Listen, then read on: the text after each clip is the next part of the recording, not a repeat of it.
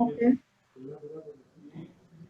So good afternoon, everyone. On behalf of GJPC, I would like to welcome all of you in these webinar series, GJPC Uncut 2020.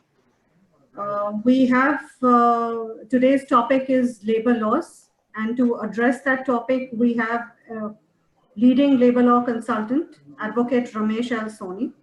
But before he commences with his details on the webinar, I would like to request Mr. Sailesh Sanghani, who's with us today, convener exhibitions, to address us and give opening remarks.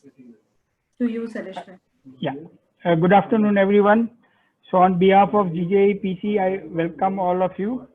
And we also, to this webinar, Uncut Series 2020. I would like to introduce you to Mr. Ramesh Soni, who is a labor law lawyer.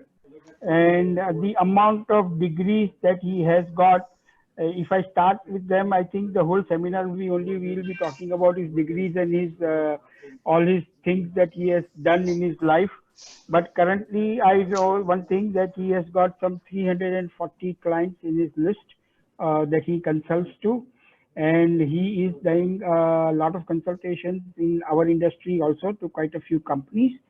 And with this COVID situation and with the current last 4 to 5 months problem that we have gone through with our employees and what the employees have gone through with us, I think the best light that if anybody can shed on this whole subject is going to be Ramesh Bhai. And so without taking any more time of Ramesh Bhai away from this subject, I would request Ramesh Bhai to take up from here, and please share all the lights. My request to everyone is that whatever questions you have, there is a question box in the bottom, Q&A. Please type your question in this. Ramesh Bhai, my request to you is this, that we have people who speak English, Hindi, Gujarati. So, Mumbai भाषा में थोड़ा बात करेंगे आप, तो अच्छा रहेगा कि थोड़ा इंग्लिश, थोड़ा हिंदी, थोड़ा गुजराती मिक्स रहेंगे, तो पब्लिक सब और समझेंगे और उनके लिए भी आसानी रहेगी. तो कोई ऐसा अच्छा सब्जेक्ट आपको लगे जिसमें आपको लगे कि इंग्लिश में भी बोलना चाहिए और हिंदी में भी बोलना चाहिए, तो आप दोनों में वो पर्टिकुलर सब्जेक्ट को 2 बार रिपीट कर लीजिए, एक बार इंग्लिश में और एक बार हिंदी में, खास करके when it comes to labour and what kind of mistakes commonly we are making, so then everybody will enjoy this whole thing. Thank you very much. So please, Ramesh Bhai, please take it. Thank you, Sailesh ji, and thank you, Dolly ma'am, for your support. Just to be with GJEPC India, it's my pleasure to meet you all. So friends, good evening to everybody. This very good evening of Janmashtami.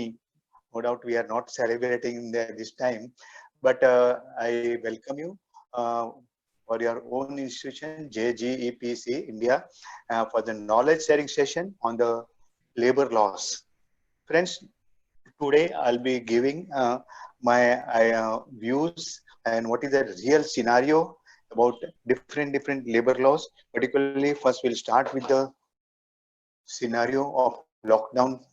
Then what Government of India has declared 3 schemes under the Provident Fund to the stakeholders so they can take the benefit. Then we will be discussing about ESI, bonus, gratuity, time prevails. I'll take other acts also. Friends, I am in the field for labor law consultancy. I am having as on today more than 340 monthly returnship clients, and I give training pan India, पूरे भारतवर्ष में, Mumbai, Delhi, Chennai, Hyderabad, Kolkata. Private training, even I have given training to government officials. Government of Maharashtra also appointed me to give training to their officers. Even the faculty of Amazon, Vodafone, Tata Power, like that, so on. So my pleasure to be with you. So friends, just I am starting my session.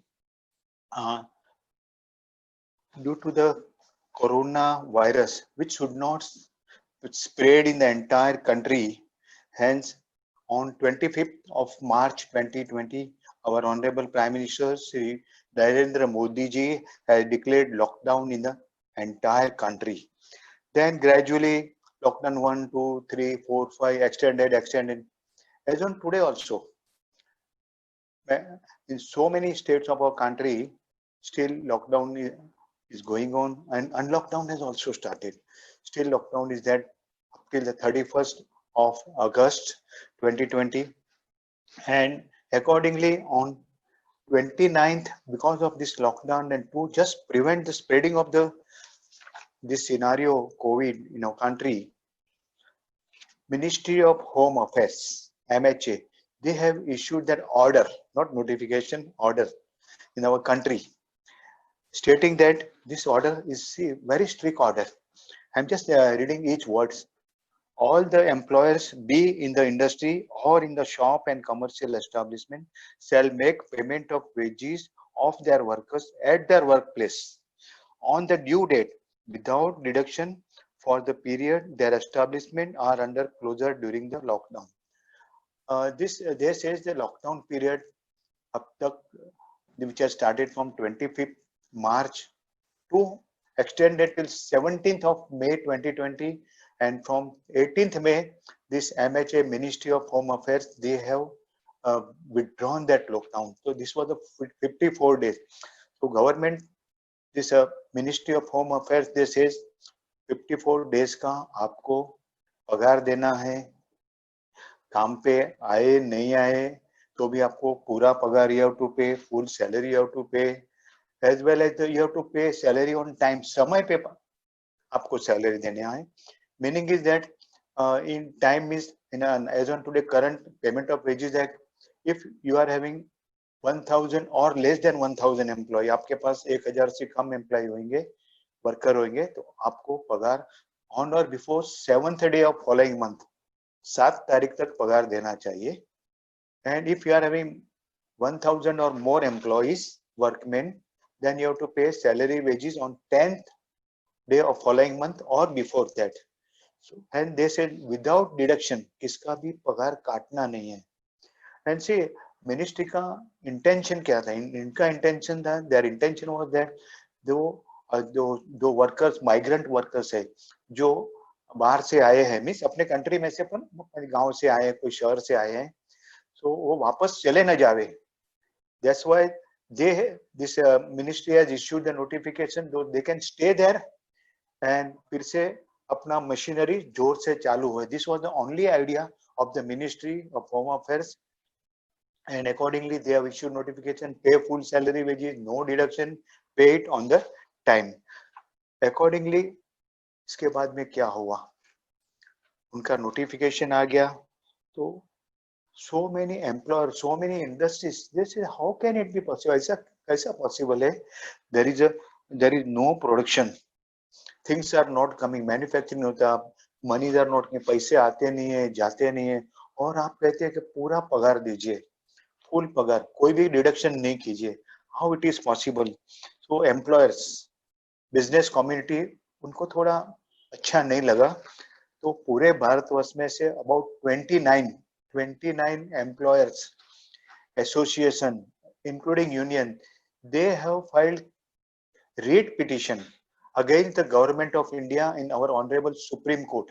Supreme Court में उन्होंने एक writ petition याचिका दाखिल की, उसमें उन्होंने बताया कि हमारा कुछ काम नहीं हो रहा है, प्रोडक्शन नहीं होता है, पैसे आते नहीं है, जाते नहीं है, और आप बोलते हैं पूरा पगार दीजिए, किसका पगार नहीं काटिए, तो कैसा, हाउ इट इज पॉसिबल? तो दिस मैटर दे अबाउट 29, मैं उनका नाम भी बताऊंगा, उन्होंने याचिका दाखिल की अपनी सुप्रीम कोर्ट में.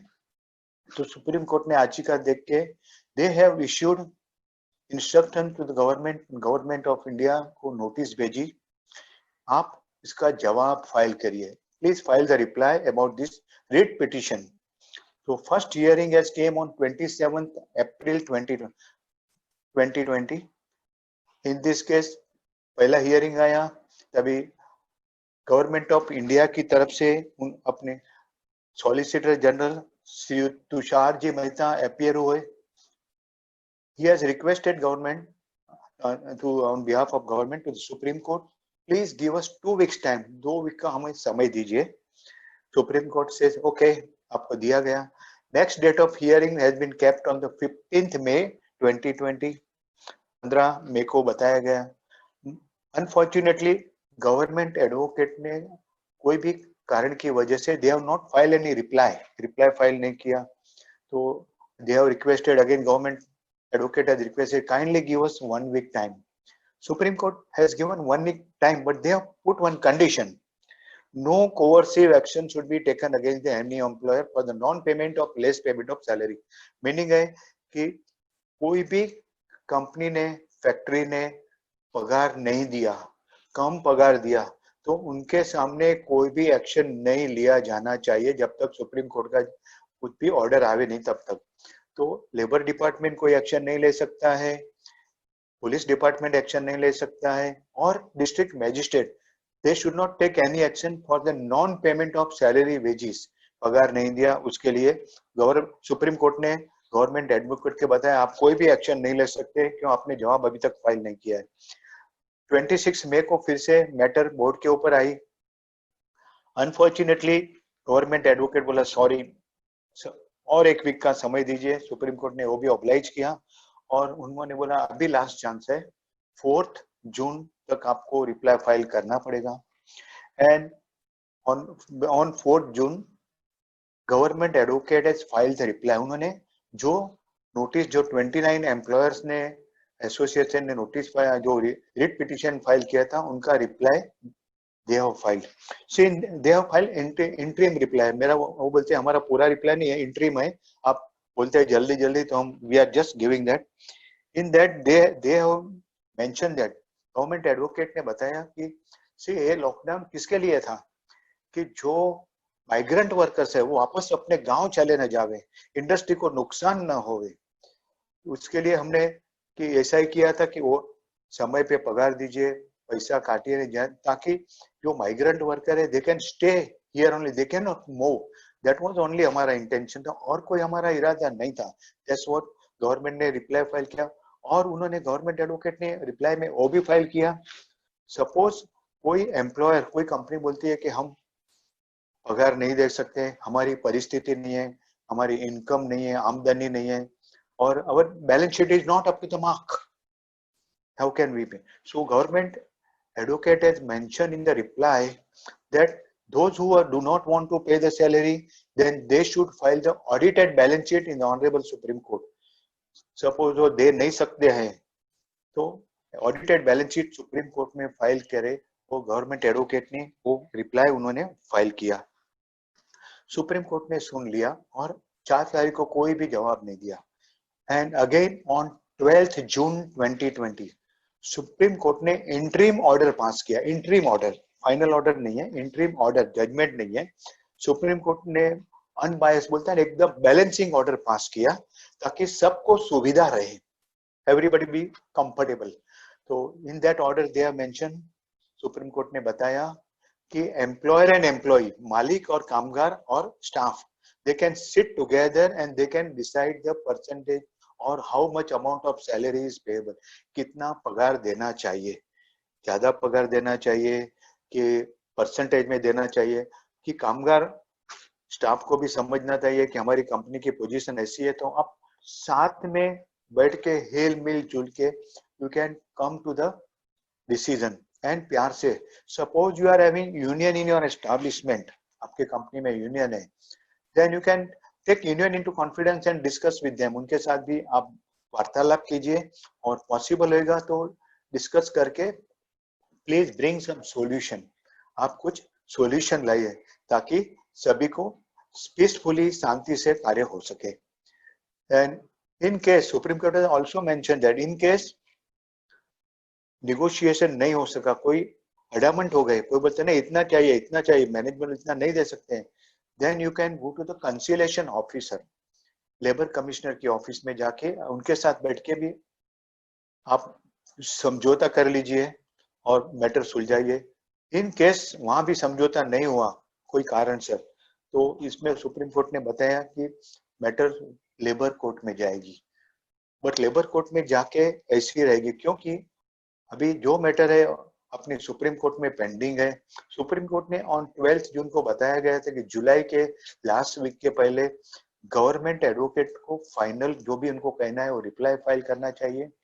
As well as supreme court ने भी बताया था कि शायद वो जुलाई एंड तक अपना फाइनल जजमेंट देंगे, मगर अभी तक नहीं आया। अब हम जानते हैं कि पूरे भारतवर्ष का जो भी केसेस है सुप्रीम कोर्ट में बहुत केसेस है, तो समय की सुविधा के हिसाब से हम चाहते हैं कि ये महीने में सुप्रीम कोर्ट अपना फाइनल जजमेंट देगी, ताकि जो भी जजमेंट देगी वो आगे उसका वी कैन गो फॉरवर्ड, कैसा अमल करना वो देखना है।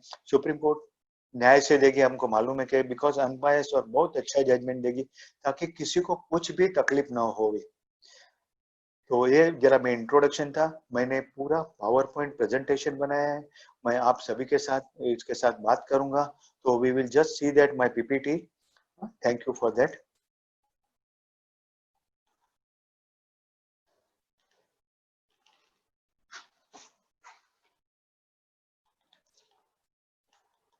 Just a minute, just I'm doing my PPT.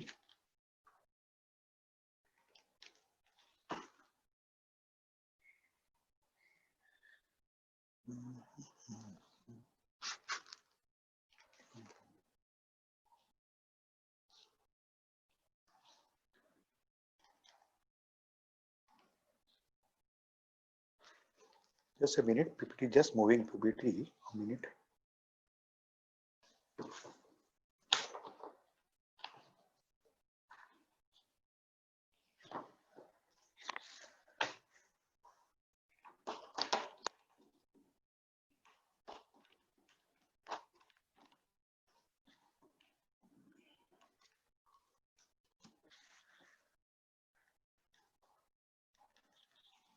Just a minute, 1 minute only.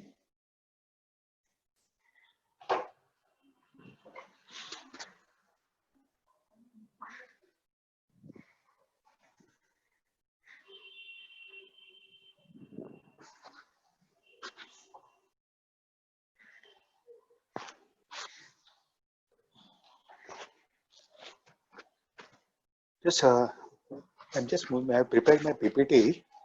Just I'll just a minute only. Expert person is coming. PPT is not moving.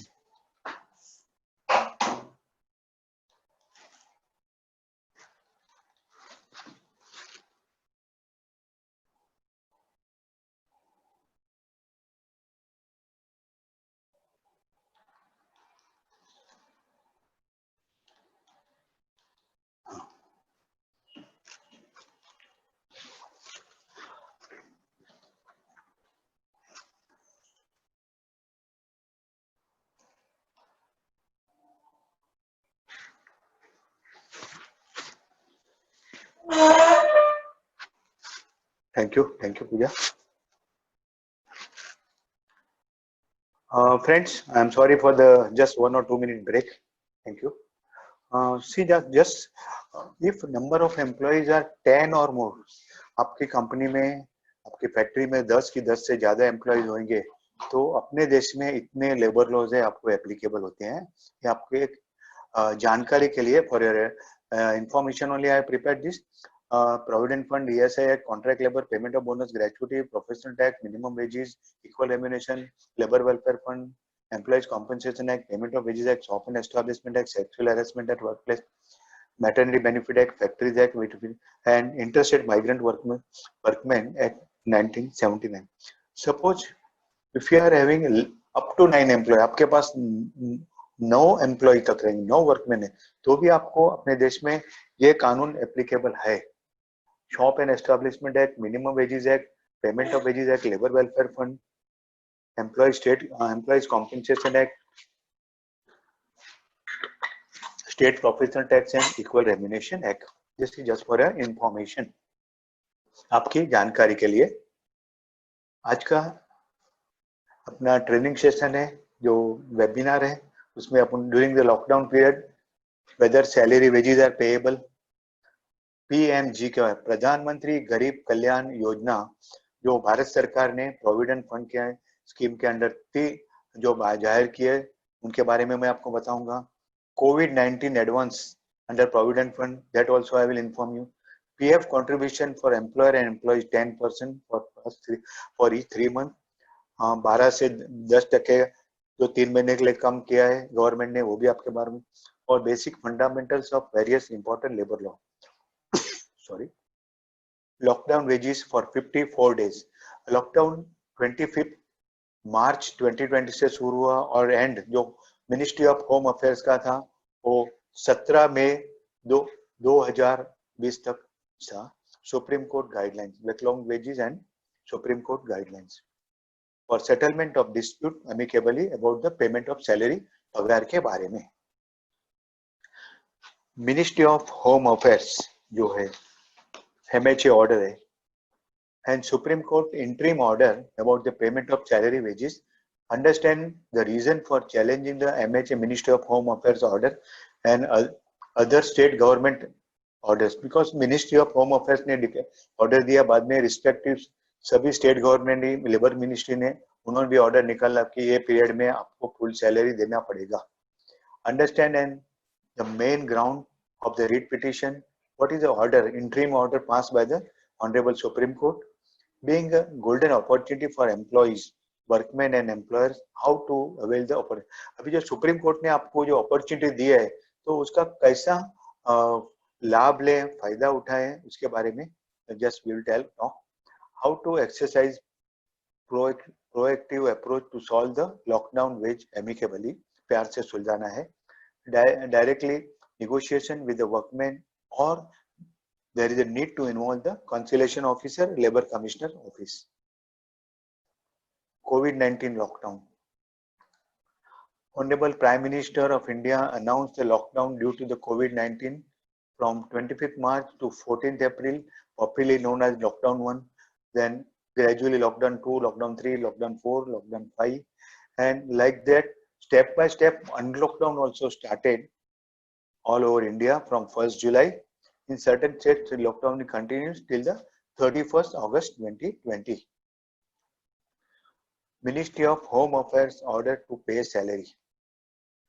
Due to the lockdown, many migrant people, migrant workers, migrant students were rushing to reach their home to prevent, उनको रुकाने के लिए, उनको अटकाने के लिए, to prevent this. MHA, Ministry of Home Affairs, has issued the order dated 29th March 20. ये order क्या था? As per the point 3 of this order, state that all the employers, be it in the industry or in the shops and commercial establishments, shall make payment of wages of their workers at their workplace on the due date without any deduction for the period their establishment are under closure during the lockdown. On the ground of this order, several state government issued the order for payment of salary to the employees during lockdown. जो ministry of home affairs ने किया तो accordingly सभी state government ने भी order issue कि सबको issue किया कि सबको सैलरी देना है. फ्रेंड्स, ये MHA ऑर्डर का कॉपी है. मैंने 275 पेजेस का ई स्टडी मटेरियल बनाया है. मैं आपके ऑर्गेनाइजेशन को आज भेज रहा हूँ इवनिंग में, तो आप सभी को आपका ऑर्गेनाइजेशन मेरा स्टडी मटेरियल, मैंने इसके सैलरी के बारे में, लॉकडाउन पीरियड के बाद में provident fund, ESI, gratuity, bonus, सभी के बारे में मेरा राइटअप बनाया है. Handbook on the labour law, वो अबाउट 275 से ज्यादा पेजेस का है, तो आप सभी को मिल जाएगा आपके ऑर्गेनाइजेशन की तरफ से. इसमें ये सर्कुलर भी मैंने इंक्लूड किया है जो लॉकडाउन 29 मार्च का था. पूरा ये सर्कुलर है गवर्नमेंट का, जो मैंने पढ़ा वो लाल लाइन से, लाल, it has marked with the red that I already read this, and this has been signed by the Home Secretary, Government of India on 29 March 2020. The employers are or were aggrieved by the MHA order supra on the following. जो company के मालिक थे, company वाले थे, director थे, officer थे, CEO थे, वो नाराज हो गए ये ऑर्डर से. क्यों? This are the ground. क्यों नाराज हुए? Due to the lockdown, employers have less or zero revenue. Lockdown में कुछ आमदनी नहीं है, हमारे पास कुछ इनकम नहीं है, पैसे आते नहीं है, तो हम कैसे पगार देंगे? Employers are not in a position to financially to pay the salary wages during the lockdown period. हमारे पास कुछ नहीं है तो हम पगार कैसे देंगे? If employers are forced जबरदस्ती की कंपनी को to make the 100% salary wages during the period of the lockdown, it may lead to the closure of many MSMEs, which will ultimately lead to the permanent unemployment disaster. If आपने pressure किया तो then there are every chances कि company का बंद करने की नौबत आएगी तो अनएम्प्लॉयमेंट और बेकारी बढ़ जाएगी. MHA cannot force the private employer to pay the wages by invoking under the section 10(2)(l) of the Disaster Management Act 2005. So the petitioner has challenged the constitutional validity of the MHA order and prayed the following questioning the order. उन्होंने जो 29 company ने employers ने association ने किया, उन्होंने बोला ये order आप कैंसिल करो मिनिस्टर ऑफ होम अफेयर्स का, और उन्होंने बताया कि ये कानूनी गैर बंधारणीय है, नॉट कॉन्स्टिट्यूशनल है, not valid in the constitution. The MHA order supra is a violation of article 14, 19(1)(g), 21, 265 and 300A of the Constitution of India. This is a provision for doing layoff. There is a provision, आप उनको lay off कर सकते थे, आधा पगार दे, 50% पगार दे सकते थे under the Industrial Dispute Act 1947 to deal with the employees under the situation of natural calamity, because ये कुदरती आफत है. जो मालिक ने किया, हमने किसने नहीं किया, एम्प्लॉयर ने नहीं किया, एम्प्लॉय ने किया, वर्कर ने किया, पूरे विश्व में नेचुरल कैलामिटी है as the enumerated under the section 25M of the said Act 1947, and therefore the employer is to be allowed to invoke section 25M of the Industrial Dispute Act for the layoff. Layoff में क्या होता है, आधा पगार दिया जाता है. तो here sometimes there are certain employer I have seen as on today भी आधा पगार भी नहीं दिया, क्यों? उनका देने की इच्छा है मगर financial position is very bad. Surplus, now say उन्होंने क्या बोला, ESI कॉर्पोरेशन में सरप्लस पैसा, तो उनमें से कुछ पैसा एम्प्लॉयर को दिया जाए तो वो पगार बांटे और डायरेक्ट एम्प्लॉयज को, वर्कमैन को दिया जाए. एज ऑन टुडे रफली 82,000 करोड़ रफली बल बताया गया है rupees are lying surplus money. 82,000 crore surplus money है, तो उन्होंने बताया उसमें से आप पैसा दो ना, पगार दो, which is lying in the with the government should be utilized for the welfare of the employees, workmen. Even 4 साल पहले प्रोविडेंट फंड में भी जो फिगर आया था पार्लियामेंट में, ऑनरेबल लेबर मिनिस्टर ने बताया था 43,000 करोड़ रुपीस प्रोविडेंट फंड में लाइंग अनक्लेम मनी, क्लेम नहीं हुआ है, जो 1-2 महीना काम करते हो क्लेम नहीं करते, ऐसे 43,000 करोड़ 4 साल पहले का फिगर पार्लियामेंट में बताया गया था.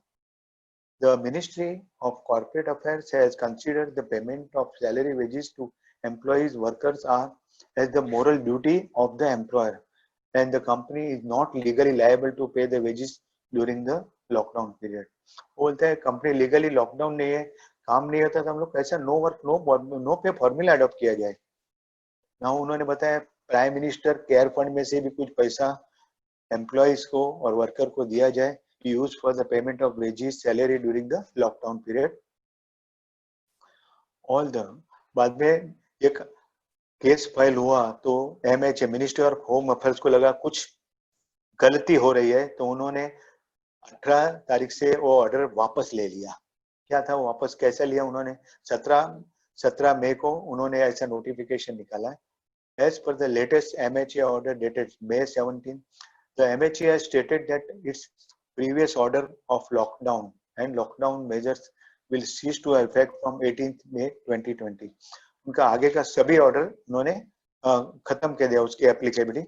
This would mean that the restrictions on termination of employment and the salary reduction imposed by the MHA order dated 29th March 2020 will no longer be applicable. Any such action would need to be in accordance with the applicable law. तो 18 मई से applicable नहीं है, वो respective state का जो labour law होगा वो applicable होगा. Ministry of Home Affairs order 25th March 2020 point number 3 have been cancelled through an order dated 17th May 2020 with effect from 18th May 2020. Ministry of Home Affairs order 17th May having this is the reference has been issued.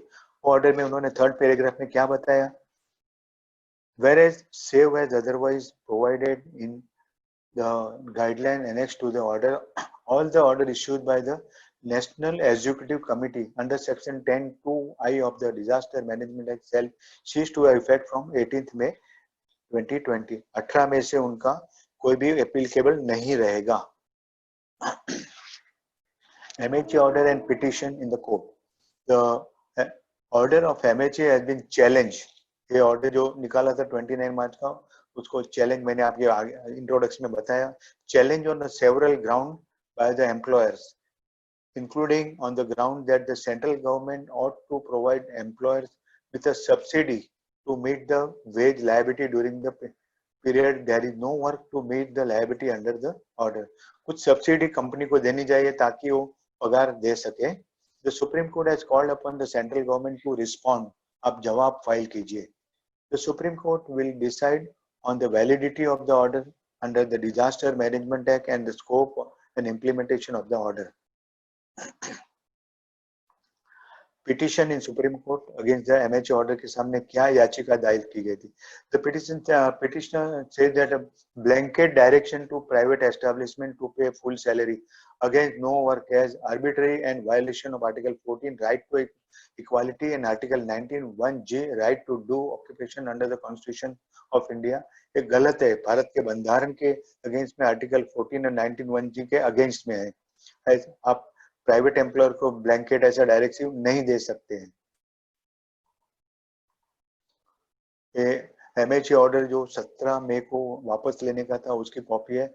मेरी study material जो मैं आपको ये study material दे रहा हूं उसमें ये सब की कॉपी रहेगी.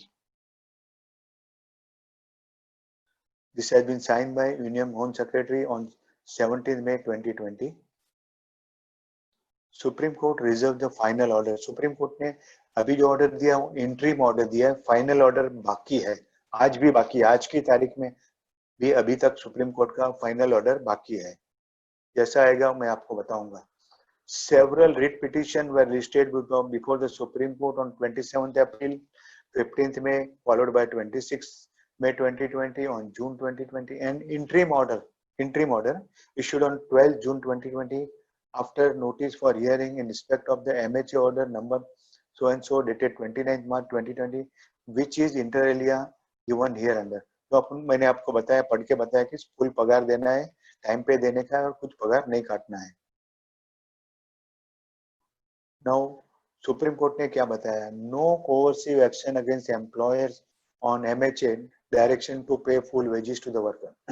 Supreme court passes interim order. Supreme court ने interim order पास किया कि कंपनी ने, मालिक ने, एम्प्लॉयर ने पगार नहीं दिया है, कम दिया है, कुछ कटौती की है, तो उनके सामने जब तक फाइनल ऑर्डर ना आए तब तक कोई भी एक्शन लेबर डिपार्टमेंट नहीं ले सकेगा, कोई डिस्ट्रिक्ट मैजिस्ट्रेट नहीं ले सकेगा, पुलिस स्टेशन भी उनके सामने कोई एक्शन नहीं ले सकेगा.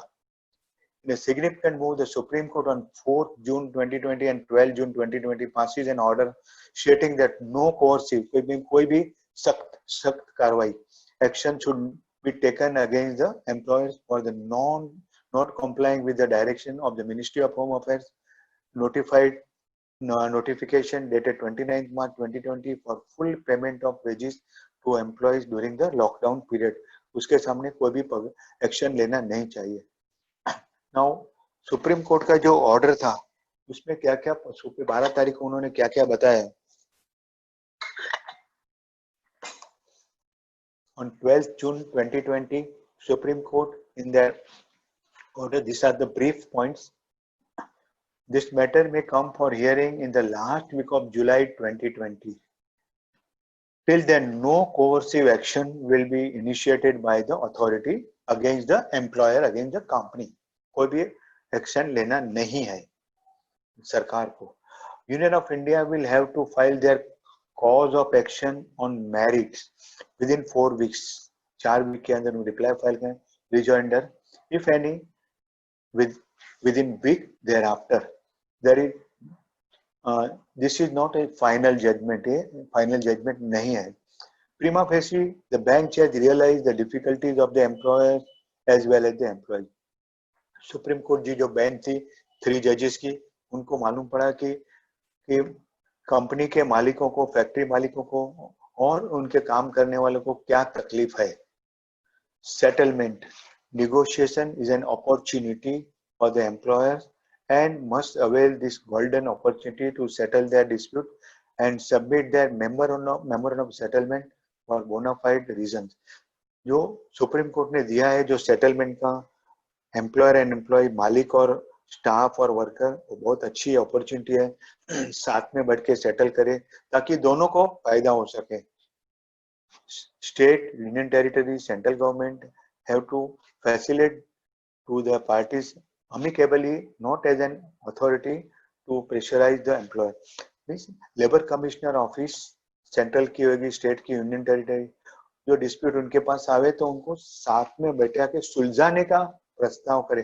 उनको कोई प्रेशर नहीं लगा, नहीं आप दे दीजिए 70% 80% पगार, ऐसा नहीं, प्यार से सुलझावे ताकि एम्प्लॉयर और एम्प्लॉई दोनों को तकलीफ न होवे। Latest updates on writ petition in Supreme Court. As many as 29 writ petitions were listed for hearing on 12th June 2020 before the Supreme Court in respect of the MHA order dated 29th March 2020. The dispute and pair has been done by the petitioners for questioning in respect of the MHA order dated 29th March 2020.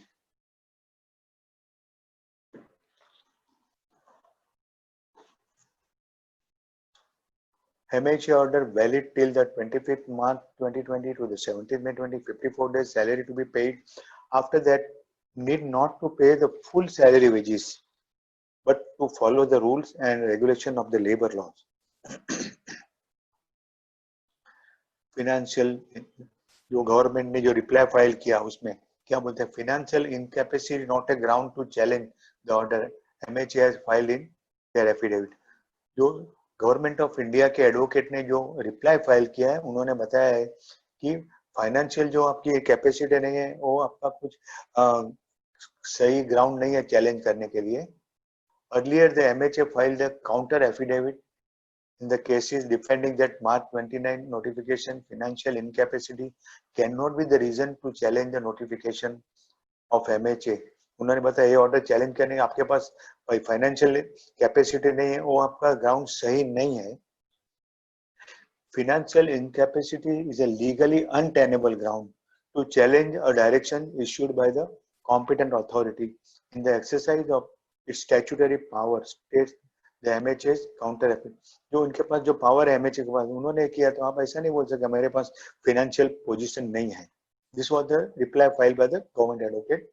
The MHA explained that directions were temporary। जो direction दिया गया था वो temporary 54 days के लिए था। Measure to mitigate the financial hardship of the employees and workers, especially contractual and casual during the lockdown period। कि जो वर्कर को तकलीफ ना हो, कॉन्ट्रैक्टर के वर्कर को, कैजुअल वर्कर को तकलीफ ना हो, इसके लिए खाली ये ऑर्डर हमने दिया था। The MHA also informed the court that 29 March 2020 notification has ceased to have effect from 18th May 2020। उन्होंने कोर्ट को भी, सुप्रीम कोर्ट को बताया। और जो 29 कंपनी और जिन्होंने फाइल किया था सुप्रीम कोर्ट में गवर्नमेंट के सामने, उनमें से 18 कंपनी और एसोसिएशन मैंने बताए आपको एक नॉलेज के लिए। फिकस पैक्स है, हैंड टूल्स है, मैन्युफैक्चरर्स है, association is that, like that this are the 18 companies association they have filed case everywhere versus UOI, union of India के सामने उन्होंने केस फाइल किया था। MHA order and legal implications. MHA order dated 29th March was issued by the Home Secretary, Ministry of Home Affairs and the Government of India in the excessive power conferred under Section 10(2)(1) of the Disaster Management Act 2005। MHA order is binding upon all concerned। ये order सभी जो government करे थे उसको supersede करके सभी को applicable रहेगा। The Section 10(2)(1) of the Disaster Management 2005 empowers the National Executive Committee to lay down the directions to appropriate government for preparing disaster management plans। MHA order and legal उसका implication क्या है? Section 51 of a Disaster Management Act describes the punishment for any obstruction or non-compliance of such direction pass under disaster management 2000 में। ये MHA order को सामने कोई against काम किया और उनको कॉम्प्लाई नहीं किया तो इम्प्रिजनमेंट है, जेल की सजा है 1 से 2 साल तक हो सकती है। The said order under the Disaster Management 2005 shall not be set aside until the High Courts of any state or the Supreme Court modifies it or set it aside. ये इनको कोई भी हटा नहीं सकता है अनलेस कोई स्टेट की हाई कोर्ट और सुप्रीम कोर्ट उसको सेट असाइड कर सकती है, नहीं तो उनको कोई भी हटा नहीं सकता है। 5 steps for implementation of the Supreme Court order dated, हमने जस्ट बताए 5 स्टेप जो सुप्रीम कोर्ट ऑर्डर को सुलझाने के लिए एम्प्लॉयर के लिए बताए हैं। आप देखिए सब 5 स्टेप्स आते हैं। रेफरेंस ऑफ द केसेस, पहला केस था supreme court Ficus Pax Private Limited and others versus Union of India and the order others, writ petition number so and so of guideline for implementation of the order dated 12 June 2020. Before implementation of Supreme Court order, kindly read the paragraph of the aforesaid order, para 33, 34, 35, 36 properly. Abhi, I have prepared the 5 guidelines. Guideline for implementation, the order को कैसा implement किया जाए, अमल में लाया जाए। For the workman, वर्कवेयर के लिए category, तो settlement procedure for workman which falls within the definition of section 2S of the Industrial Dispute Act 1947. First step, पहला स्टेप क्या लेना चाहिए? The concerned employer must talk directly to their employees, workers union. Depending upon the financial capacity of the establishment, negotiate the payment of wages for about 54 days of the lockdown period and settle this dispute of wages amicably. साथ में बैठ के settle करें, union की जरूर लगा तो union को भी इन्वॉल्व करे। कंपनी में यूनियन होगा तो ये 54 डेज के सैलरी का मामला है। Second step, if the employer fail to settle the dispute, the central, state, union territory labor authority, that is the assistant commissioner of labor, conciliation officer can also be involved for settlement of wages for about 54 days of the lockdown period and try to settle this dispute of wages amicably before the authority. जरूर लगी तो labour commissioner office को भी involve करके labour commissioner, assistant commissioner labour, concealer office को involve करके ये 54 days का सैलरी के बारे में सुलझा सके और प्यार से। तीसरा step, third step, if an settlement is arrived at the first step or second step during the conciliation proceeding, both the stages of negotiation, the settlement member of settlement must be documented in writing as per the prescribed form act. Memorandum of settlement under rule 58 of the Industrial Dispute Act, सभी का signature लेना चाहिए और we have to take the signature of all the employees and workmen. Fourth step, the employer must ensure that memorandum of settlement must be registered and entered in register of settlement form O under the rule 75 of the rules 1957 prescribed state form of the memorandum of settlement, and this procedure can be used by the employer while settlement of wages for about 54 days of the lockdown period.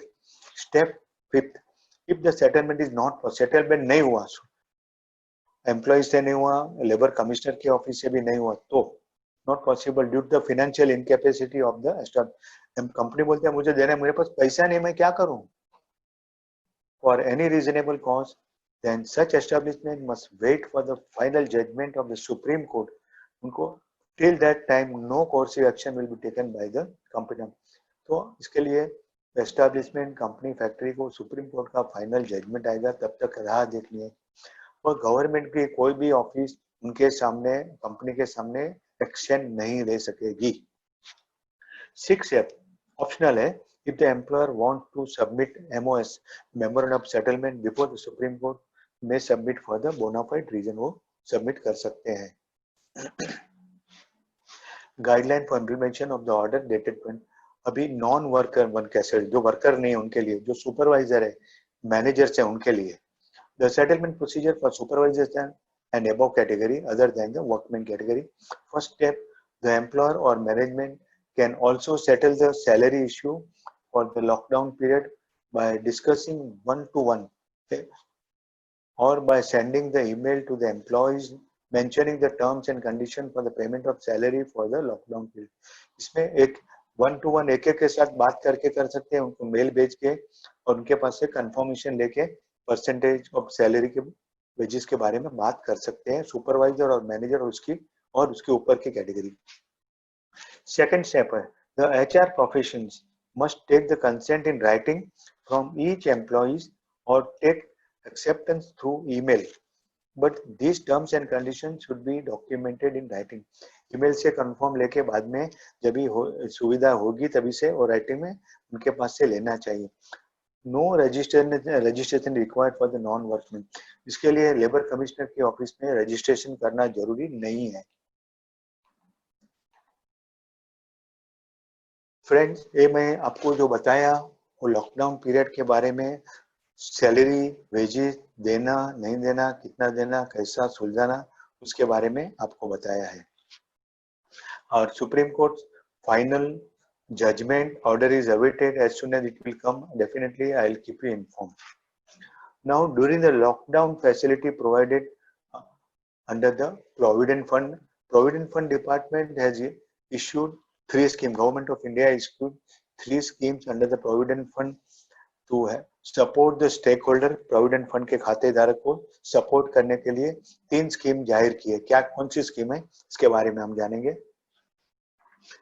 Due date for payment of Provident Fund extended due to the COVID-19.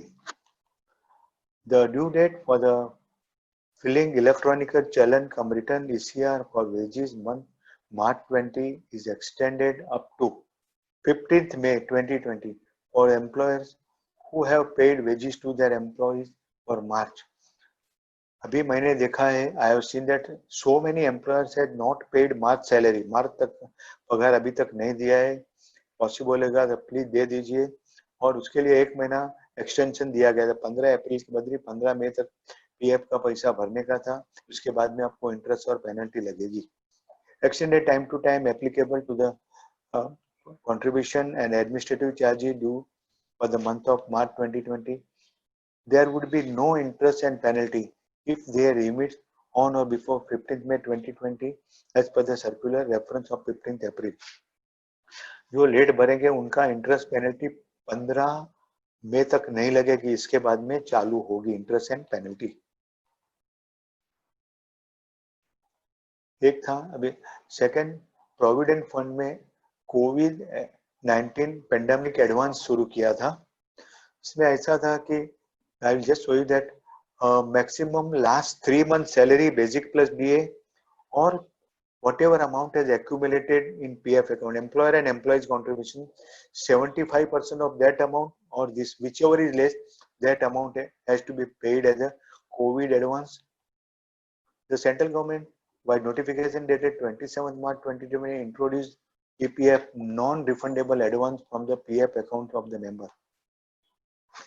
PF member can get non-refundable and non-taxable also, please, advance not exceeding the basic wages and nearest allowance of that member for the 3 months or up to the 75% of the amount standing at to his credit in the fund, whichever is less.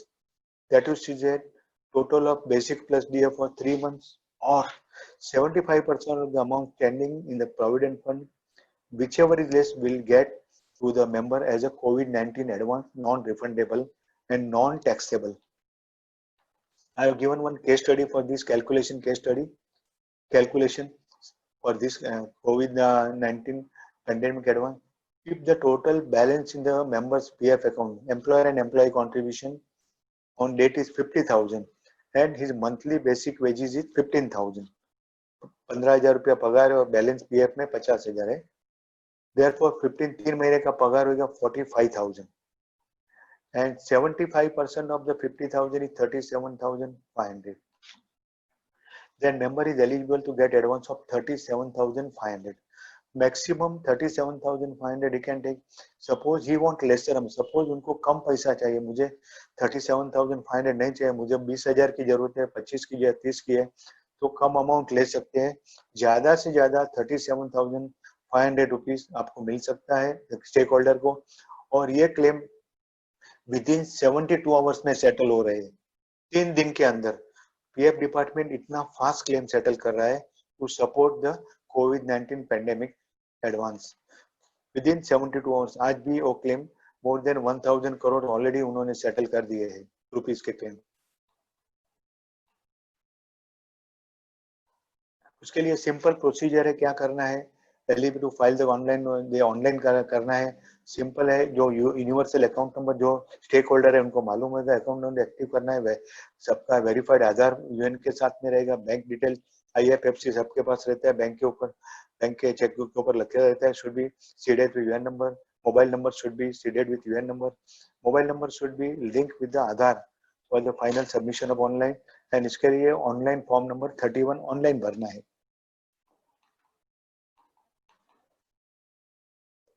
Second scheme सरकार ने release की, प्रधानमंत्री गरीब कल्याण योजना under the provident fund. The scheme will be operational from the month of wages March 2020, April 2020 and May. First 3 महीने के लिए उन्होंने ये स्कीम लॉन्च की थी, बाद में फिर से और 3 मंथ उन्होंने एक्सटेंड किया है, जून, जुलाई एंड अगस्त सैलरी.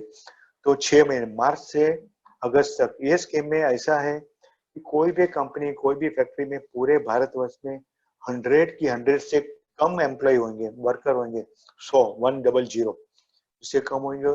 और सेकंड कंडीशन है, जो एम्प्लॉय होंगे उसमें से 90% एम्प्लॉयज वर्कर का पगार क्रॉस सैलरी 15,000 से कम, 15,000 मीन्स मैक्सिमम 14,999 रहेगा, 90% और उससे ज्यादा.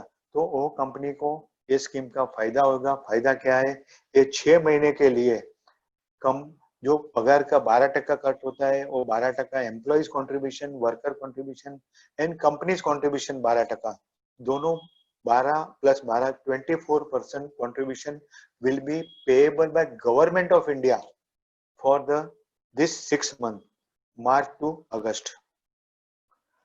A scheme to implement the Pradhan Mantri Garib Kalyan Yojana package for the credit of employees and employer shares of PPF and EPS contribution 24%, 12 + 12, 12 + 12, 12 employees का, 12 company का, for 3 months by the Government of India and later on extend for further 3 months. The Government of India on 26 March 2020 announced rupees 1.70 lakhs crore relief package under the Pradhan Mantri Garib Kalyan Yojana for the poor to help them fight the battle against the coronavirus pandemic. As part of the said package, the central government proposed to pay 24% of the monthly wages into EPF or Employees Provident Fund account for the 6 months of wages earners below rupees 15,000 per month, जिसका पगार 15,000 से कम है, that is 14,999, who are employed in establishment having up to 100 employees. जो company में पूरे भारत में 100 से कम employees होंगे, with 90, उनमें से 90% of employees worker or more such employees earning monthly wages is less than 15,000. 90% और उससे ज्यादा एम्प्लॉइज का पगार 15,000 से 15,000 से कम, 15 नहीं 14,999 से कम होगा, तो उनको ये बेनिफिट मिलेगा. सरकार ने तीसरा बेनिफिट डिक्लेयर किया है, PF contribution rate. PF contribution, if you are having 20 or more employees, then it is at 12%, 12% है बेसिक प्लस DA का.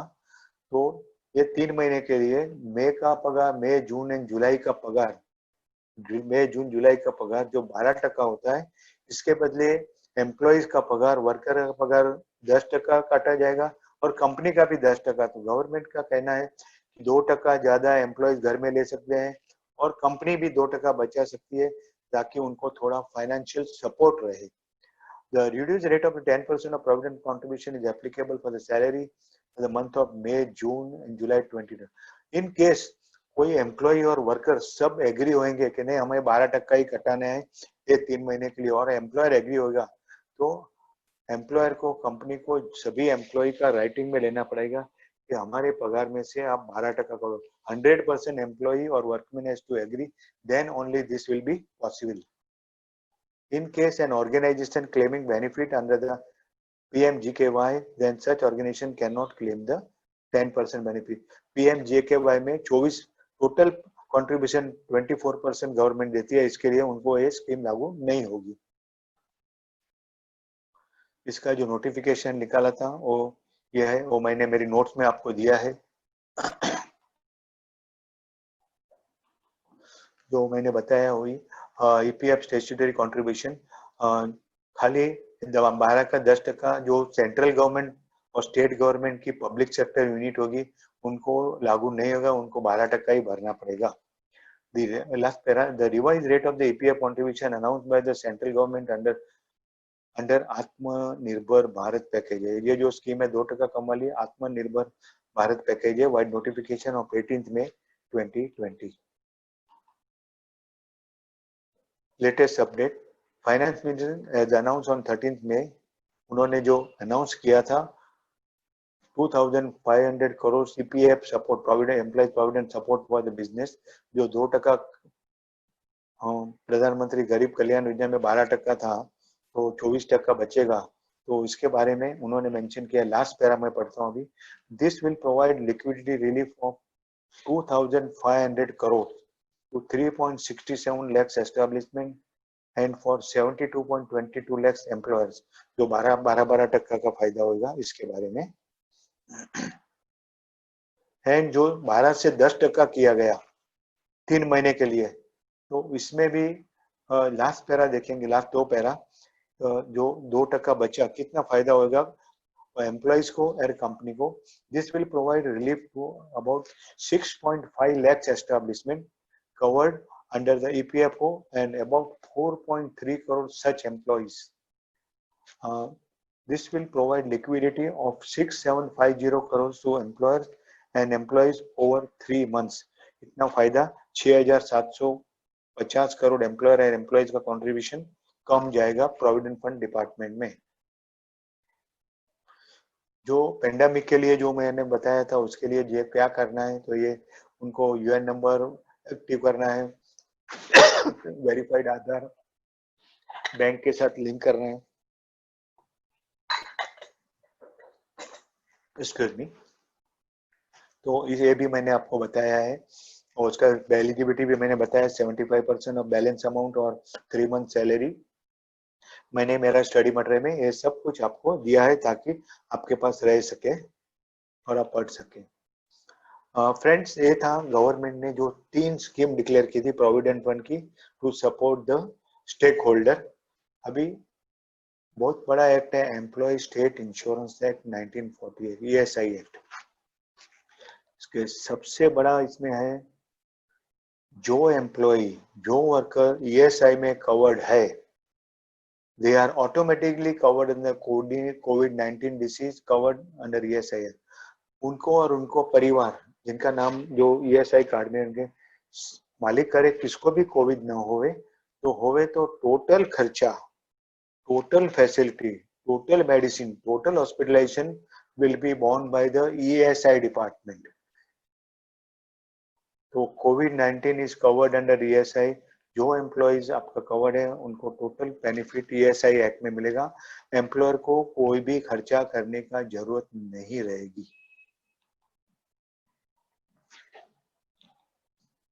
ESI स्कीम का ऑब्जेक्टिव क्या है सरकार का?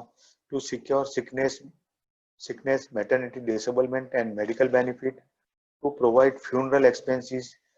Those employees who are covered under ESI, they are covered by 24/7. Suppose anything will happen to that employee, he is at home, if he expire night time, then also ESI department will pay 15,000 rupees, 15,000 रुपये उनके परिवार को अंतिम क्रिया के लिए दिया जाएगा। There will not be any inquiry, nothing, no need of any documentation, only death certificate. And to provide the benefit for the dependent in case of the accident and all.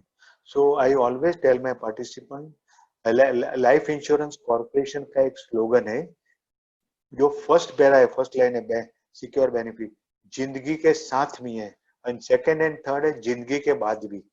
सो जिंदगी के साथ भी एंड जिंदगी के बाद भी ESI take the double care. जब person is alive तो फर्स्ट है, person is not alive second and third. तो लाइफ इंश्योरेंस कॉर्पोरेशन का है, ईएसआई टोटली एप्लीकेबल, ईएसआई को सेम सुटेबल हो रहा है जिंदगी के साथ भी और जिंदगी के बाद भी।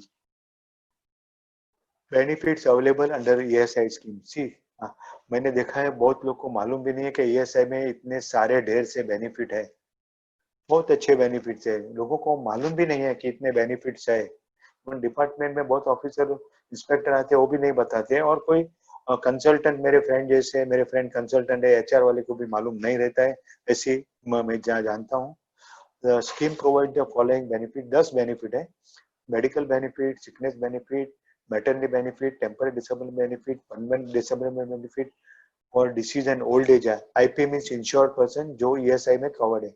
Dependent benefit, funeral expenses, medical benefit in old age, unemployment benefit, unemployment allowance and physical disability that I will explain you.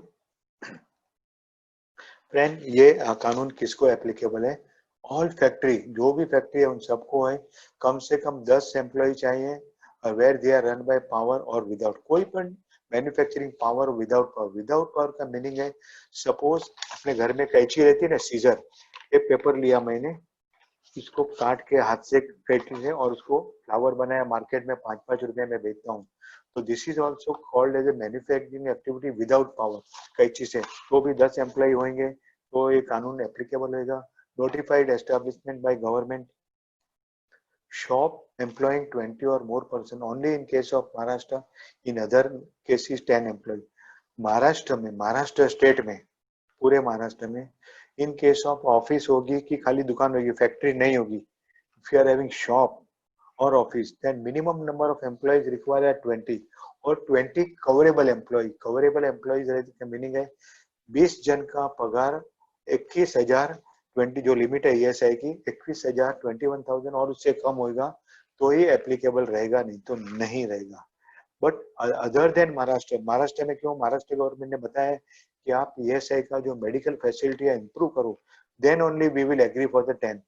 और पूरे भारतवर्ष में बाकी सभी राज्यों में उन्होंने नोटिफिकेशन लाया राज्य ने, और whether it is a office, whether it is a shop और whether it is a factory, 10 employ होंगे तो भी ईएसआई एक्ट एप्लीकेबल है। और जिसका पगार 21 और उससे कम होगा, 21,000 के उसके कम, वो सभी ईएसआई में कवर हो जाएंगे। और 21,000 क्या है? 21,000 इंक्लूड और components, basic, DA, HRA, food allowance, जो भी अलाउंस बोले हैं, कन्वेंस, सब कुछ इंक्लूड है except washing allowance. If management is providing cloth, कपड़ा देती है कंपनी, और नहीं होगा तो रेडीमेड कपड़ा देती है, स्टिचिंग चार्जेस देती है, और उसकी एंट्री बुक्स ऑफ अकाउंट में होगी, तो वॉशिंग अलाउंस जो बताया कंपोनेंट मे बी 200, 300, 400, उसके ऊपर खाली ईएसआई एप्लीकेबल नहीं है, बाकी सभी जो कंपोनेंट है उसके ऊपर ईएसआई एप्लीकेबल रहेगा। And salary wage limit is 21,000 excluding OT, OT को माइनस करके 21,000 रहेगा, तो उनको ईएसआई एप्लीकेबल है। States such as Arunachal Pradesh and Lakshadweep are excluded, वहाँ ईएसआई एक्ट एप्लीकेबल नहीं है। उनका रीजन ये है कि ये राज्यों में अभी तक ईएसआई की हॉस्पिटल शुरू नहीं हुई है, आने वाले 6-8 महीने में ईएसआई हॉस्पिटल शुरू हो जाएगी तो वहाँ भी ईएसआई शुरू हो जाएगा। सो प्लीज रिमेम्बर 10 एम्प्लॉय और मोर, मैन्युफैक्चरिंग महाराष्ट्र में 20, अदर स्टेट 10। सपोज पार्टनर है और सैलरी ले रहे हैं 21,000 से कम, 10,000, 12,000, 15,000, तो उनको ईएसआई एप्लीकेबल नहीं है। Partners are not employ under the ESI, तो partners are not covered. Similarly regarding registration, registration करेंगे, simple procedure, Shram Suvidha portal में रजिस्टर करना है, आधा घंटे में आपको नंबर मिल जाता है, तो 17 डिजिट उसको कोड नंबर मिला जाता है। कोड नंबर, इनकम टैक्स में आपके हमारे पास पैन कार्ड है, वो पैन ईयर कोड नंबर दिया जाए, कोड नंबर एक ही रहता है, सब कोड नंबर डिफरेंट है। Suppose main code number Mumbai में लिया और सब कोड नंबर पूरे भारतवर्ष में, suppose they are having number of branches, कोई कंपनी की ब्रांचेस रहेंगे, गोडाउन्स रहेंगे, तो everywhere we have to take sub code number, क्यों? एडमिनिस्ट्रेटिव कन्वीनियंट के लिए। So code number is one, that is the father father एक रहते हैं, पिता एक रहते हैं, मगर उनके बच्चे 2, 4, 6, 8 रहते हैं, तो सब कोड नंबर में भी various but code number will be 1। उनको क्यों लेना चाहिए कि because suppose main code number Mumbai में लिया, कोई सेल्समैन 2-3 सेल्समैन दिल्ली में काम करते हैं, वो बीमार हुए, कोई एक्सीडेंट हुआ, तो उनको बेनिफिट मिलने के लिए वहाँ बेनिफिट मिलेगा, बाद में रिकवर हो जाएंगे तो कैश बेनिफिट है, तो कैश बेनिफिट दिल्ली में से ले सके, नहीं तो नहीं लिया होगा तो सब दिल्ली से पेपर मुंबई भेजना पड़ेगा और मुंबई से वो क्लार्क बोलेगा इधर सिग्नेचर नहीं है, बरोबर नहीं है। तो एडमिनिस्ट्रेटिव कन्वीनियंस के लिए it is very much advisable कि आपका डिफरेंट लोकेशन होगा, तो आप please apply for the sub code number. Simple procedure है, 10 मिनट में काम हो जाता है, कोई एक्स्ट्रा पैसा भरना नहीं है। Latest update on the ESI regarding employees registration. कोई भी नया एम्प्लॉय, कोई भी नया वर्कर आपके साथ ज्वाइन हो आपकी कंपनी में, तो 10 दिन के अंदर उसका number generate, insurance number generate करना चाहिए। आप उसको पूछना चाहिए आपका इंश्योरेंस नंबर है, तो वही नंबर चालू रहेगा, नहीं होगा तो आपको 10 दिन के अंदर जनरेट करना पड़ेगा। 10 दिन से ज्यादा हुआ तो there is a lengthy procedure that you have to follow. Contribution का रेट है क्या, कंट्रीब्यूशन क्या भरने का है, कंपनी को, एम्प्लॉयर को 3.25% ऑफ ग्रॉस वेजेस और एम्प्लॉइज को, वर्कर को only 0.75% of the wages. Exclusion है employees whose daily wages are 176 rupees, जिसका पगार एक दिन का 176 और उससे कम है, महीने का पगार 4000 होएगा कुछ, तो they are called as a low wage earner, छोटे पगार वाले, उनको लिए ESI स्कीम टोटली फ्री है। ओनली उनको टोटल बेनिफिट मिलेगा, खाली कंपनी को उनका कंट्रीब्यूशन भरने का 3.25 और these people do not have to pay any contribution because they are low wage earner.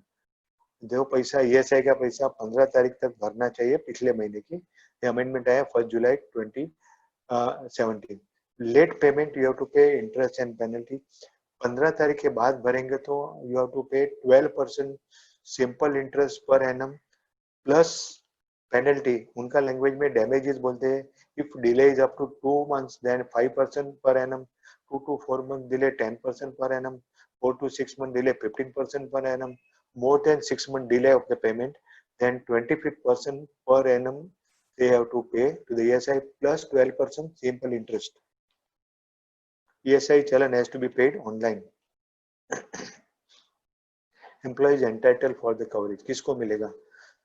An employee whose wages excluding OT exceed 21,000 per month at any time after the beginning of the contribution period shall continue to be covered until the end of the contribution period.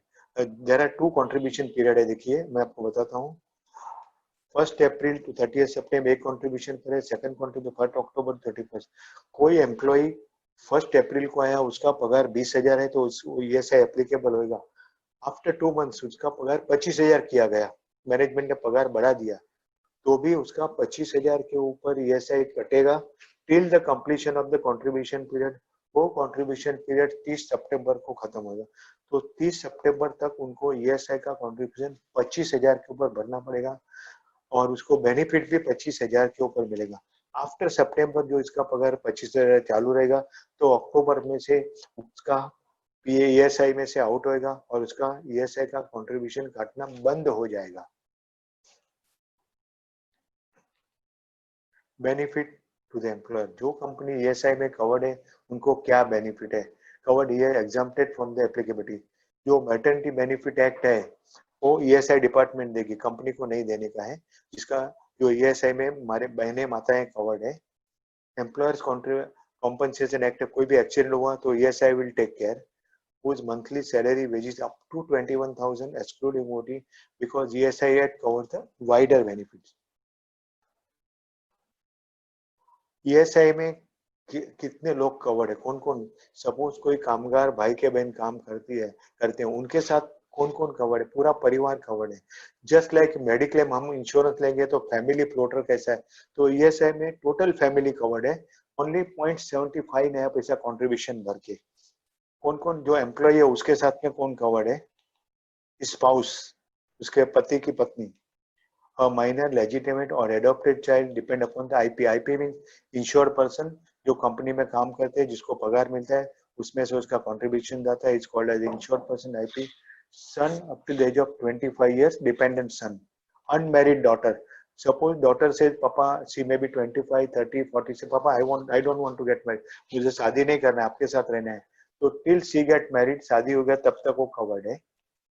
A child is informed by reason of any physical or mental abnormality or injury and is wholly dependent on the earning of the IP insured person. तो वो भी जब तक जिंदा रहेगा तब तक covered है because mental physically infirm है इसके लिए. And मम्मी एंड पापा डिपेंडेंट पेरेंट्स, माता पिता, जिनकी इनकम, मम्मी की इनकम, माता की इनकम पर महीने पर मंथ 9,000 की उससे कम होनी चाहिए, पापा की इनकम 9,000 की उससे कम होगा तो उनको भी बेनिफिट मिलेगा. सी देखिए total family is covered by paying only 0.75 पैसे. तो see this is a very good scheme. Please जिसको भी एप्लीकेबल होगा प्लीज उसका बेनिफिट आप दिलाइए. Friend, there are 10 benefit under the ESI scheme. मैंने आपको स्टार्टिंग में बताया. Sorry. First benefit is a medical benefit. Day one, पहले दिन से that employee joins from that day, he is covered under he and his family are covered under the medical benefit. पहले दिन से उनको उनके परिवार को medical benefit मिलेगा from ESI doctor और ESI hospital. Second benefit is sickness benefit.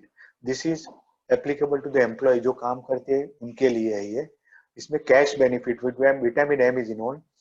Suppose कोई भी employee join हुआ और उनने minimum 9 महीना काम किया और 9 महीने के बाद में वो बीमार हुआ, तो 2 से ज्यादा दिन बीमार हुआ तो उसको 70% सैलरी दी जाती है. पहले सपोज 1 तारीख को बीमार हुआ तो डॉक्टर उसको सिकनेस सर्टिफिकेट देगा, 12 तारीख को रिकवर हुआ तो फिटनेस सर्टिफिकेट, 12 दिन का बीमारी. तो फर्स्ट एंड लास्ट डे गिना नहीं जाता है. 12 minus 2, 10 days, 70% salary will be given by ESI department. ESI department को पगार देगा. कंपनी को पगार कुछ भी नहीं देने का है, सिक लीव भी नहीं देने का है. इफ कंपनी देती होगी तो ESIC में से नहीं लेना चाहिए. Basic principle of insurance is that one cannot make profit from the insurance. Under ESI, bypass is covered, brain tumor, knee replacement, कोई भी बीमारी कवर्ड है. There is no limit. आप और मैं मेडिक्लेम लेंगे 2 लाख 4 लाख का लेंगे, 4 लाख पूरा हुआ तो बोलेंगे साहब आपका लिमिट खत्म. Here there is no limit खत्म. And this is for employee up to 730 days का पगार भी मिल सकता है एम्प्लॉय को सिकनेस बेनिफिट में. One of the best benefit is maternity benefit.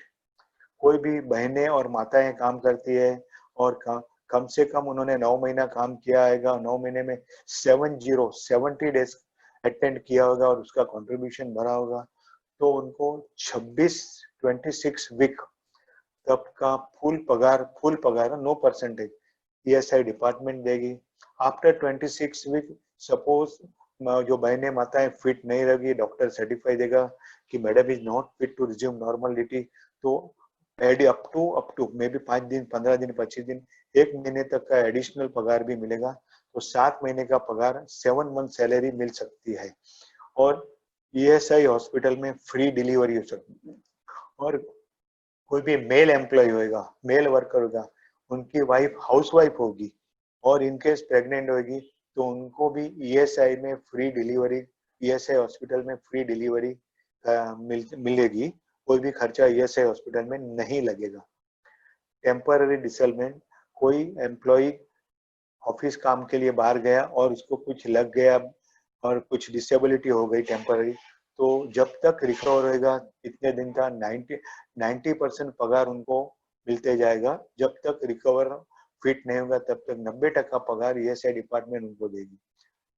Permanent disablement, suppose कोई एम्प्लॉय को ड्यूटी आवर्स में बाहर भेजा और कि इनकेस फैक्ट्री में कोई ऐसा एक्सीडेंट हो गया, उसका हाथ पैर कट गया, कुछ डिसेबिलिटी हो गई, तो in that case permanent pension मिलेगा. सपोज कोई एम्प्लॉय का हाथ कट गया तो डिपेंड अपॉन आपने जब भी रिकवर हुआ तब से और उनको 90% पगार मिलेगा। बाद में ESI मेडिकल डॉक्टर की टीम वेरीफाई करेगी कि how much working and earning capacity is lost. Then जब तक वो जिंदा रहेगा तब तक उसको लाइफ टाइम पेंशन मिलेगा, लाइफ टाइम। वो भी बहुत बड़ी बात है, लाइफ टाइम पेंशन। वेदर नौकरी करे नहीं करे, बिजनेस करे, कुछ भी करे, तो भी हर महीने के लास्ट तारीख तक उसके अकाउंट में पेंशन अमाउंट जमा हो जाएगी। खाली once in a year he has to appear before ESI authority में, that is a survival certificate, मैं जिंदा हूँ ऐसा बताना चाहिए। और उसके लिए भी आने जाने का 100 रुपीज ट्रैवलिंग अलाउंस भी ESI डिपार्टमेंट देती है।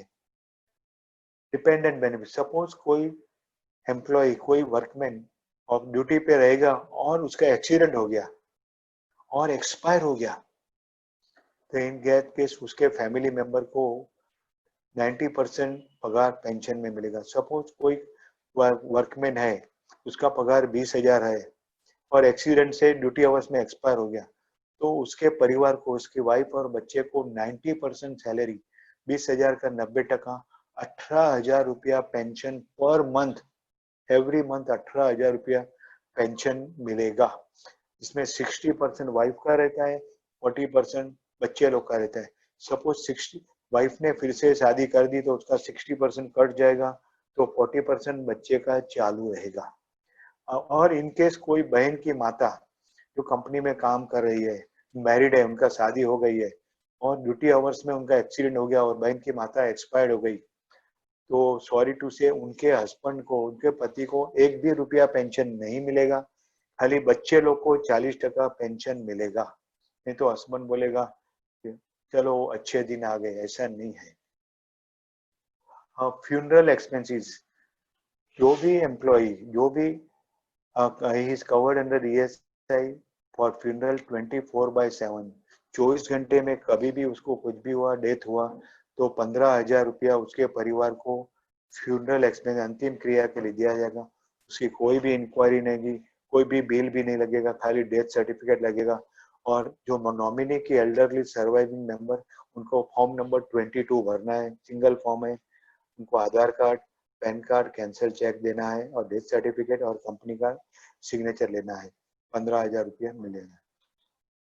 Medical benefit to the retired employ, कोई भी एम्प्लॉय काम करता है, रिटायरमेंट तक, जो दिन रिटायरमेंट आया और अर्ली रिटायरमेंट VRS हुआ और उसके पहला कम से कम 5 साल का कंट्रीब्यूशन भरा होगा ESI का, 5 years का कंट्रीब्यूशन। तो केस स्टडी नंबर 2, कोई भी भाई की बहन फैक्ट्री में, कंपनी में काम करती है, वर्किंग आवर्स में उनका एक्सीडेंट हो गया और 40% से ज्यादा फिजिकली इनकेपेबल हो गया, तो वो भाई को की बहन को up to the age of 58 on, उनको 58 साल तक। बट जो रिटायर एम्प्लॉय है उनको जब तक जिंदा रहेंगे तब तक ये दोनों को खाली जस्ट टू पे 120 रुपीज, 120 रुपया प्रीमियम, हस्बैंड एंड वाइफ का फुल मेडिक्लेम इंश्योरेंस, 120 रुपये में full mediclaim insurance, 60 rupees for wife, 60 for husband, पूरा ESI का बेनिफिट पूरे साल के लिए। तो हर साल सिर्फ 120 रुपया भरने का और फुल मेडिक्लेम इंश्योरेंस। आजकल हम लोग 60 साल के ऊपर उम्र हुई और 1 लाख का मेडिक्लेम इंश्योरेंस लेने को जाएंगे तो उसका प्रीमियम है 8,000 से ज्यादा प्लस GST, 8,000 प्लस GST। तो हियर 120 रुपया। हस्बैंड और वाइफ कोई भी एक्सपायर हो गए तो भी minimum contribution is 120 only. Unemployment benefit, बेकारी भत्ता, कोई भी भाई की बहन कंपनी में के फैक्ट्री में के ऑफिस में काम करता है, कोई कंपनी परमानेंटली बंद हो गई, फैक्ट्री बंद हो गई एक, और कोई भाई की बहन को नौकरी में से निकाल दिया गया, रिटेंच कर दिया गया, पर उन्होंने कम से कम 2 साल का ESI का कंट्रीब्यूशन भरा होगा, मिनिमम 2, तो उनको लास्ट 2 years एवरेज सैलरी होगी उसका 50%। Suppose last 2 year average salary is 10,000 rupees, तो उसका 50% 5,000 रुपीज होता है। 5,000 रुपया पहले साल अनएम्प्लॉयमेंट बेनिफिट मिलेगा, बेकारी भत्ता मिलेगा।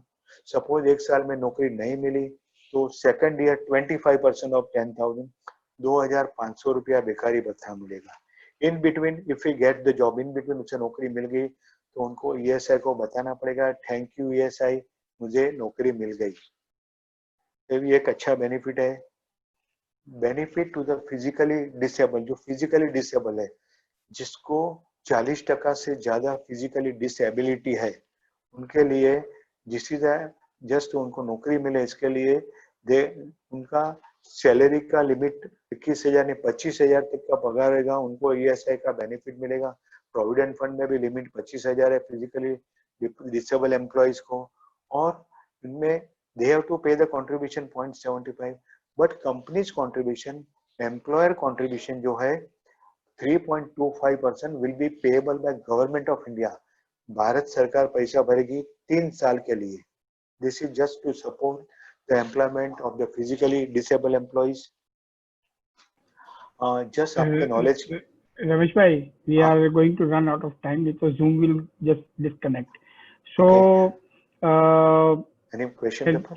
Yeah. So because we have to go through the question answer session also over there. Sure, sir. So, Ramesh bhai, yes, sir. I would, before we get into question answer, I have already read the question answer.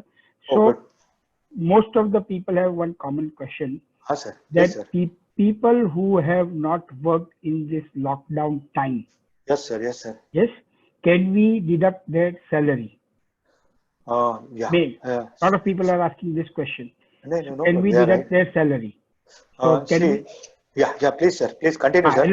The better है कि आप वही समझा दो कि salary हम जो ये लॉकडाउन के टाइम में आदमी काम पे नहीं आ रहा है, तो हमको उसको सैलरी देने की जरूरत है या नहीं है, अगर है तो कितनी है?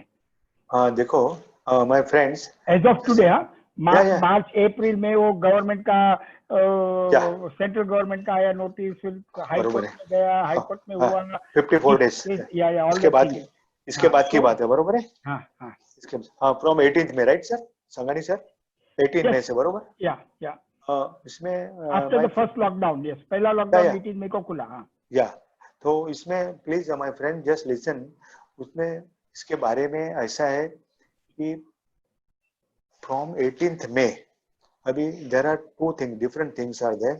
Suppose your company is falling under the essential service में होएगा, और suppose you are providing that employees worker to and fro, coming and going from residence to office, as well as the there where they are staying, that area should not be the COVID affected area, and आपकी office की factory में you maintaining the COVID का जो भी norms है, and even though any employees or workman is not coming, then you should not pay the salary. This is for the those employees who are essential services. Essential service में उनको सब chance दिया गया है तो भी नहीं आते। We are talking about our trade. हमारा gem and jewelry trade essential नहीं है सर। हमारा gem and jewelry trade में if people are not coming to work after 18th May, are we supposed to pay them the salary? Yes or no? Yeah, I'm replying that. Thank you, sir. Thank you. In this case, I want to tell you, friends. Yeah, आप right है sir.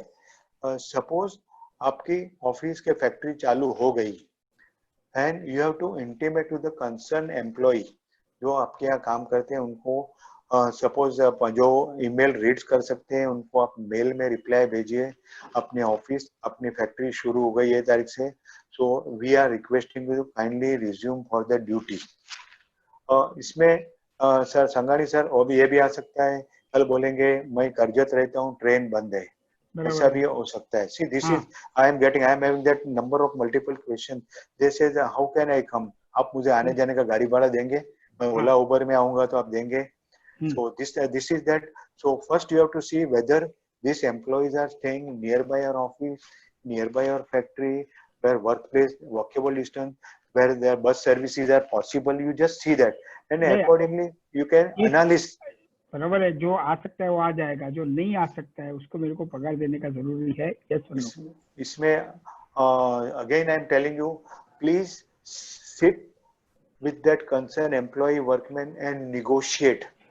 But sir वो आता ही नहीं है तो कहाँ से बैठेंगे उसके साथ, वो आ ही नहीं सकता है। सर मैं I am giving my unbiased opinion sir, मैंने ऐसे 50 सेमिनार किया है, ऐसे वेबिनार, तो इसमें सब मैं बोलूंगा, मैं विरार रहता हूँ सर, टेक इट इजी है, I am staying in Virar, मुझे आपके यहाँ काम पे आना है सर, प्लीज मेरे लिए विरार से गाड़ी का कुछ अरेंजमेंट करिए ना। whether it is, I have seen my clients are there, I am telling you, I don't want to name, they have arranged from Virar to Andheri, vehicle they have arranged. So wherever this type of facility we are providing, and suppose see here, that is it is left to your discretion, and suppose some employees, workmen staying nearby our office, nearby our factory, वो बोलेंगे नहीं मेरी wife ना बोलती है, मेरे पति ना बोलते हैं बिकॉज कोविड है. So in that case, if they are, we know that because we know their address nearby, 5 10 15 minute walkable, उनके घर के बाजू में बस है, and when they are not coming and giving the intimation, then surely you can deduct their salary. And those person who would like to come but due to this of convenience not coming, then in that case my personal opinion, you can negotiate and consider whatever best possible financially from your end. Yes, Sanvi sir. Yes, understood, sir. Understood very well. This is an unbiased opinion. Yes, sir. Yes, I understand what you are saying. And now, so the next question is this: that first, yes, I can deduct their salary if they are not coming to work. Now, Right. sir, first, the government of India, as far as gem and jewelry trade was concerned, specifically for exporters, they allowed us to start our factories much earlier than the remaining people, and they Right, allowed right. us to carry 10% employees. Perfect, perfect. And you Right, sir, maintain right. social distancing, everything. Right. And eventually, after a month or so, they allowed us to carry 25% employment. Right, sir. 30%.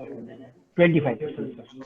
Okay, sir. Okay, so then what happens to the remaining 75%, whom I cannot employ only because there is a government restriction Yeah, that I good should not question. be having more than 25% in my factory. I'm Sir, a factory guy or a shop guy or whatever. So right. if I have a 25% only in my factory, what do I do with the 75% remaining? Do I have to pay them salary, sir? Yeah. Shall I give my reply? Yes, sir. My reply is that you try to make the things rotation. जो एक जन को 25% को बोला तो उनको हर रोज नहीं बुलाओ. You call them rotation and give the opportunity to everybody. So that some people will get 10 days salary, some will get 12 days salary. Like that, justice will be given to everybody. That is my opinion. So only we cannot call on that particular people. Suppose some SOS person, maybe that person presence is required every day. That also we have seen. But other person we can call the rotation. So we can give the justice to everybody, and accordingly you can pay the salary. So whomever we can rotate, whomever we cannot rotate. So समझ लो कि sir 25% है तो 25% को rotate किया, बाकी का 50% आदमी को नहीं बुला सकते हैं, तो क्या करेंगे उसका? सर इसमें फिर से एक ही है कि वो भी निगोशिएशन करके प्यार से, बिकॉज अभी तक गवर्नमेंट ने कोई ऑर्डर नहीं निकाला है आफ्टर दिस, और even the waiting for the supreme court final verdict for 54 days. तो इसमें भी क्या है कि अभी तक लेबर कमिश्नर के ऑफिस को चुप रहने को बोला गया है. तो इसमें जो भी प्यार से सुलझाएगा, मैंने देख रहा हूँ कि इवन 54 डेज में भी बहुत क्लाइंट्स ने, बहुत एम्प्लॉयर ने उनको टर्मिनेट किया है. वो that was a illegal termination हो जाएगा जब that matter will go to the in that 54 days. So during that period we should not terminate. पर सर जो आफ्टर 54 डेज 18th मई से सर जो भी है Sangani sir, my opinion is that because they are our employee, even they also know that my employer is in very bad shape. मैंने हमारे client के लिए क्या किया, किसका पगार ज्यादा पगार है, उनको हमने बोला कि certain period please adjust with us. So that everybody is done and everybody is agreed also. But sir, right. There is a terminology is leave without pay, LWP. Yeah. Sir, that is two option is that Sangani sir. In this case, some employees, some worker, they agree कि whatever balance मेरे पास जो leave है सब वो मेरा आप इसमें ले लीजिए और मुझे पगार दीजिए. That also has come. And some worker says नहीं मेरा leave मत काटिए. So law is directive is clear. You cannot pressurize the employees or workmen to compulsorily adjust the leave. Sir, if I can, but I can let people go, no? After the 58 days. Yeah. I can let them go, no? Let them go in the sense कि नौकरी से बाहर निकाल सकता हूँ ना उनको. Yeah, see, उसमें भी sir proper procedure of law follow करेंगे. जो उसका लॉ है, जो प्रॉपर प्रोसीजर है, टर्मिनेशन है, इंडस्ट्रियल डिस्प्यूट एक्ट में मेंशन किया है, last come first go, junior को पहला जाने का, सीनियर को लास्ट में 1 month नोटिस पीरियड है, or 1 month salary day, or retrenchment compensation, RC 15 days, like that, whatever procedure I Yeah, am following. after the Okay. procedure we can do that. Okay, fair enough. Sir, another question is, can an employer opt for ESIS voluntarily even if having less than 20 employees? Sorry, can you repeat? Less than 20? Can an employer हाँ opt sir, हाँ sir. for ESIS voluntarily Yeah. even if having less than 20 employees? Sir, answer is no. If you are in a only trading business, purely trading, no manufacturing, then number of employees required at 20 employees, and 20 employees salary wage is below 21,000. But voluntary coverage under ESI is not possible. Our Honorable Finance Minister Nirmala Sitaraman ji has declared that they will announce this scheme, but for that this matter should come in the Parliament. Parliament has to approve. Then only voluntary coverage will start. But as on today, no. But if they want to, those companies ask that question, if they want to cover, please ask them to call me. I will show you some other way to get it covered. In this audience, I cannot give that idea. I will give the idea how to take that ESIC coverage. And call me and I will give the idea. Sir. One more question. Sir, one more question for you. Is this that, for example, if I am paying somebody now 50% salary, where the employer and employee have agreed on accepting 50% salary. Now, when it comes to Diwali time and bonus time and gratuity time, how is that to be measured, sir? Sir, in this case, see, I will give the first reply. Bonus, gratuity, as well as the leave salary, calculation of the leave. Yeah. Suppose management has paid 54 days salary, so that 54 salary will not be counted for the bonus. Okay. The leave, as well as the gratuity. Okay. Continuous service. And balance period, whatever amount you pay, yeah, on that you have to pay the bonus. And my bonus slide is ready. Bonus is very important topic, where in that case bonus is payable only whose basic plus due is up to 21,000. More than 21,000 they are not entitled, and bonus has to be paid not on, suppose my salary is 19,000, bonus has to be not paid on 90,000, it has to be paid on the basic salary of the scheduled employment. Yes. Fair enough, sir. I think we are running out of time. For everybody who's listening on this, today's program, we will try to put it up on YouTube as fast as possible with Ramesh sir's permission. And Ramesh I'm okay. Yeah. And we have Ramesh sir's documents also. So we'll put up those documents also on YouTube. So you all can all download it. Document don't put, please, my humble request. Okay. So how do they collect? How do they collect the documents? Sailesh bhai will mail the documents to all the participants. Yeah, that is the best. Because YouTube, that will pan India. I don't give that benefit. Okay. That is my today's program. Nowhere available in the country. मैंने जो बनाया है ना सब पूरे भारत में किधर नहीं मिलते. So there are a lot of people who are asking us that, when can we get this thing? So we'll put it on YouTube. Yeah, we'll put it up on YouTube. And on this seminar, whoever wants documents, please mail us to a DJPC, and we will mail you his documents back to you. Sir, you can send a mail to how. Okay. You can give to all our members. You can send it. Yes. Your members who are having email ID, please forward them. Let them take the benefit of, due to somehow any reason they may not be in a position to attend. They should take the benefit, because I have prepared this updated things in my before 2 days. I have prepared updated things, so that I am sending you. एकदम minimum wage chart भी मैंने डाला है. Maharashtra government ने अभी 3 दिन पहले minimum wage declare किया है. That chart also I have put in this document.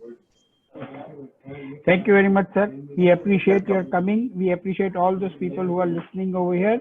Thank you for giving us your time, and thank you for listening. And so this is the GJPC Uncut Series 2020, and we will be having many more presentations like this in coming months. And you should look at the updates every time. Thank you very much, everybody. And one more thing, sir, I want to tell you. Those, sir, one more thing, Zangani sir, because those who attend my seminar, I keep them aware about any changes in labor law. not good morning, good afternoon for flower. No, no time. Yeah. As on today, I have given training to more than 60,000 pan India, पूरे भारत में 16,000 से ज्यादा लोग को मैंने ऐसा seminar दिया है, तो उनको मैं अपडेट्स भेजता हूँ. No good morning. तो if they are interested, they can just send you to the email ID, so you can forward me. I will add Yeah. in my that, so I will keep them update on labor law. No good morning, no flower, nothing. आप Okay. मुझे आपका association मुझे भेजेंगे, तो मैं Yes. सबको labour law का आने वाले काफी समय तक, जब तक मैं जिंदा रहूंगा, जब तक मेरा प्रैक्टिस चालू रहेगा, तब तक उनको फ्री में बेनिफिट चालू रहेगा. Thank you, sir. Thank you very much. Really appreciate it, sir. Thank you. My pleasure. Okay, sir. Thank you. Thank you, Saresh bhai. Thank you, Advocate Soni. Thank you, participants. Thank you, Dolly madam. I will be forwarding you Sure. this thing, study material, ma'am. Okay. Thank Okay. you. Thank you. Thank you so Thank much. you. Thank you. So nice of you. Thank you very much, all.